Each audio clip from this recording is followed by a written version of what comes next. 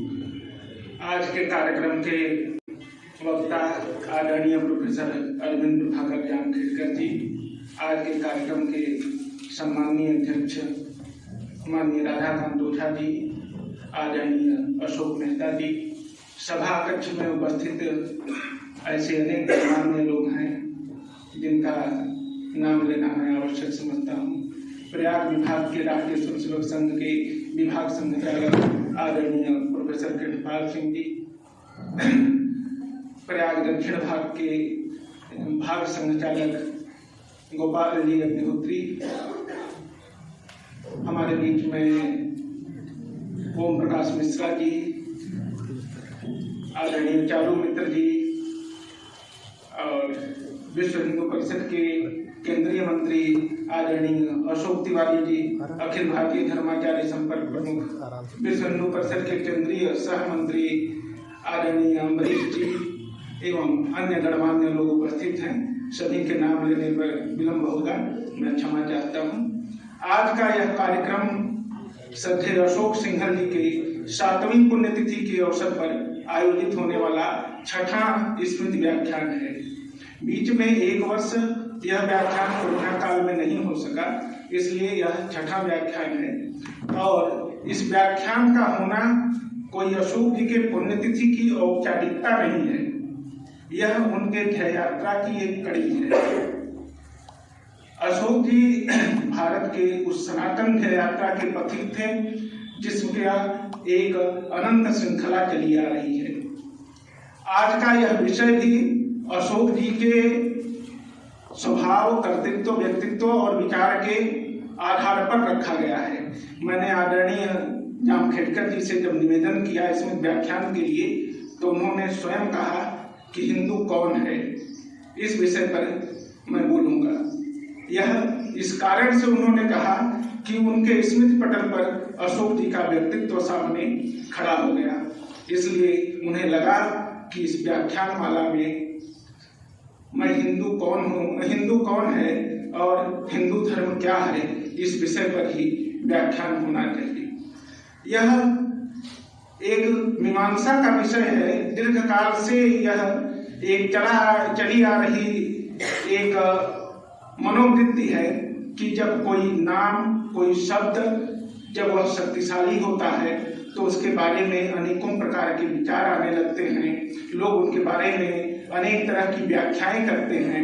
और यह हिंदू शब्द भारत की परंपरा में कब आया, कैसे आया, क्यों आया, यह तो इतिहास के गहन मीमांसा का विषय है। लेकिन यह अगर हम यह भी मानते हैं कि अरब से आए हुए लोगों ने इस भूभाग पर रहने वाले लोगों को हिंदू कहा, तो उस हिंदू में कौन कौन था? क्या उन्होंने चिन्हित करके किसी एक को हिंदू कहा? क्या उन्होंने केवल किसी एक वर्ग विशेष को छाटा? नहीं, उस समय यहाँ वैदिक लोग भी थे, बौद्ध भी थे, जैन भी थे और हम जिन्हें आज आदिवासी कहते हैं, हमारे वनवासी परंपरा के वे भी लोग थे। उन सभी का समन्वित स्वरूप, उन सबों की समन्वित चेतना का जो नाम है वह हिंदू है। आज इस समाज को बांटने के लिए, खंड विखंड करने के लिए हिंदू शब्द को लेकर अनेक व्याख्याएं की जाती हैं, हिंदू शब्द के विषय में अनेक प्रकार की भ्रांतियां खड़ी की जाती हैं। यही कारण था कि 1893 में स्वामी विवेकानंद को यह कहना पड़ा, गर्व से कहो हम हिंदू हैं। स्वामी जी तो वेदांती थे, अद्वैत वेदांत के दार्शनिक थे, वह यह भी कह सकते थे गर्व से कहो हम वेदांती, लेकिन उन्होंने यह क्यों कहा गर्व से कहो हम हिंदू हैं? ठीक उसके कुछ वर्षों बाद राष्ट्रीय स्वयंसेवक संघ के आद्य सरसंघचालक पूज्य डॉक्टर केशव बलराम हेडगेवार ने भी कहा भारत हिंदू राष्ट्र है। मैं डॉक्टर केशव बलराम हेडगेवार यह घोषणा करता हूं कि भारत हिंदू राष्ट्र है। यह क्या कारण था कि भारत के प्रधानमंत्री अटल बिहारी वाजपेयी जी को यह कविता का लिखनी पड़ी, हिंदू कहने में शर्माते, दूध ले जाते, लाज न आती, घोर पतन है अपनी माँ को माँ कहने में फटती छाती।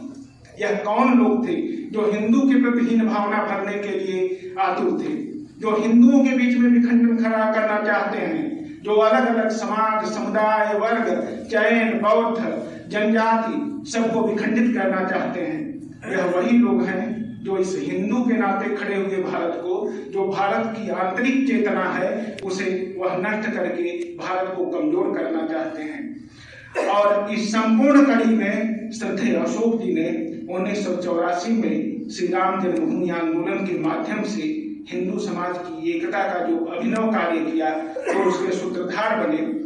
वह इस एक वो चली आ रही परंपरा का, जो हिंदुत्व के जागरण के लिए एक परंपरा आ रही है, उसमें एक अभिनव कड़ी थी। और अशोक जी ने पूरब से पश्चिम तक, उत्तर से दक्षिण तक सभी वर्ग, जाति, पंथ, भाषा, संप्रदाय, हर चीज को परित्याग करके, हर पहचान को परित्याग करके भारत को हिंदू के नाते खड़ा होने और हिंदू के नाते गौरव करने का भाव खड़ा किया। जो स्वामी विवेकानंद ने 1893 में उद्घोष किया था, उसको श्रद्धेय अशोक सिंघल जी ने 1984 के श्री राम जन्मभूमि आंदोलन के माध्यम से साकार किया। और अभी वह श्रृंखला चली आ रही है। श्री राम जन्मभूमि पर मंदिर बन जाना ही इसकी पूर्णाहुति नहीं है। एक एक हिंदू के मन में, एक एक हिंदू के भाव में हिंदू होने का गौरव खड़ा करना, यह इसकी पूर्णाहुति होगी। और यह सतत चलने वाली एक धारा है और इसमें सदैव आहुति डालनी पड़ेगी। उसी आहुति की एक कड़ी आज का यह व्याख्यान है। मैं इन्हीं शब्दों के साथ अपनी वाणी को विराम देता हूँ। उसके पूर्व मैं आवश्यक समझता हूँ कि आज के वक्ता के विषय में भी मैं कुछ परिचय दूं। प्रोफेसर अरविंद जामखेडकर जी मूलतः संस्कृत भाषा, इनके परिवार में ही संस्कृत शिक्षण का, संस्कृत अध्ययन अध्यापन की एक परंपरा रही है। आप गणपति संप्रदाय के परिवार के हैं, जहाँ गणपति पूजा का विधान है। गणपति की मूर्तियां भी आप बनाया करते थे। कोरोना काल में अभी बता रहे थे कि वह क्रम घटा। और आपका अध्ययन, प्रारंभिक अध्ययन आपने अर्धमागधी और संस्कृत में स्नातक किया और उसके पश्चात आपने भाषा विज्ञान में स्नातकोत्तर की उपाधि ग्रहण की। भारतीय संस्कृति पर आपका शोध कार्य है और आप जैन, बौद्ध, शैव, शाक्त, वैष्णव, गणपत्य, शौर्य सभी संप्रदायों का आपका बृहद अध्ययन है। आप वसुदेव हिंदी, एक जैन पंथ का एक ग्रंथ है, उसके आप अध्येता और अध्यापक रहे हैं, जो बृहद कथा का ही एक रूपांतर है।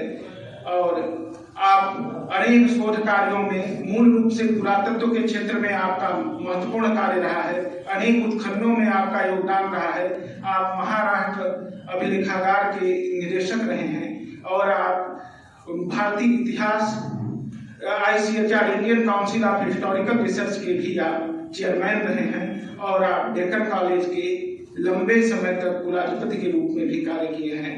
आज ऐसे विद्वान व्यक्ति हमारे बीच में उपस्थित हैं। यह हम सभी का सौभाग्य है कि हम उन्हें सुन सकेंगे। हम उनका स्वागत करते हैं, अभिनंदन करते हैं।